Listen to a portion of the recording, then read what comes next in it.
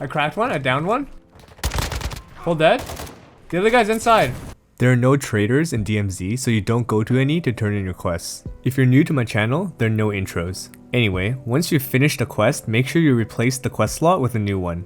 You can have up to 3 quests at the same time. This may be a bug, but I've had situations where I swapped off a quest before completion, and my quest progress reset, so watch out for that.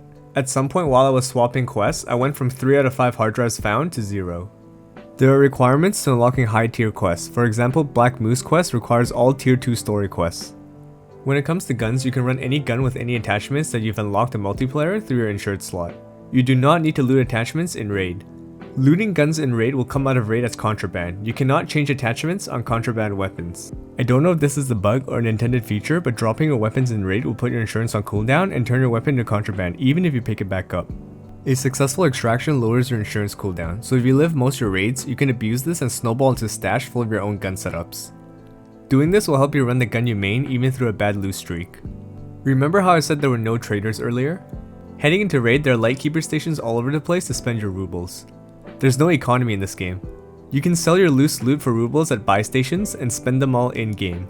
The items you carry out with you gets converted into XP based on ruble value.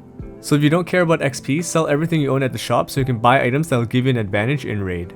Each store you'll see 2 keys. A stronghold keycard for 5k, and a rare key for 30k with only 1 stock per buy station. Stronghold keycards are for opening these castle symbols on your minimap. They're infinite uses but only for a current raid as they disintegrate into XP upon extract. Inside strongholds, there are high tier loot boxes and raiders. I'd say these strongholds are comparable to ratacombs on reserve.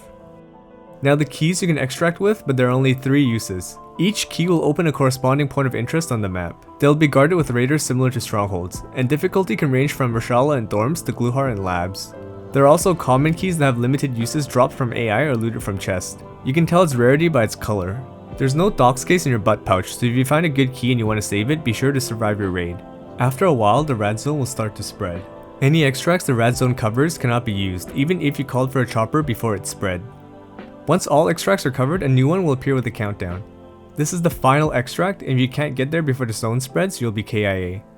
However, do not get complacent.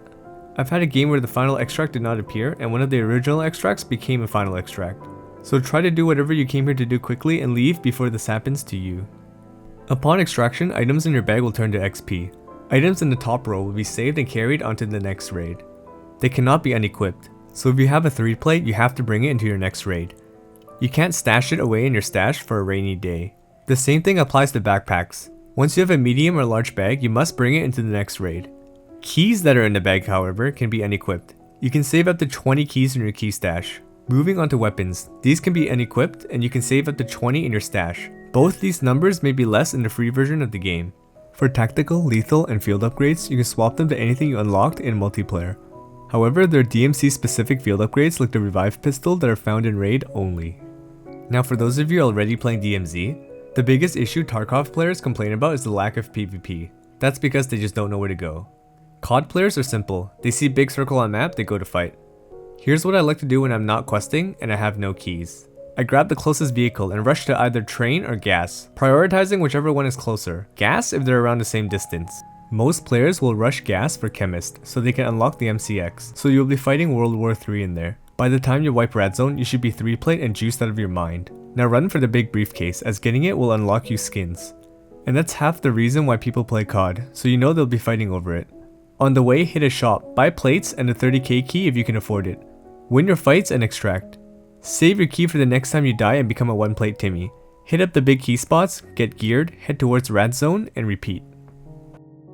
That's it for this video. Be sure to like, comment, sub, bell. You can find me on Twitch here. If you're expecting a Tarkov video, don't worry. I have a nice meta-defying video cooking up. As always, thanks for watching.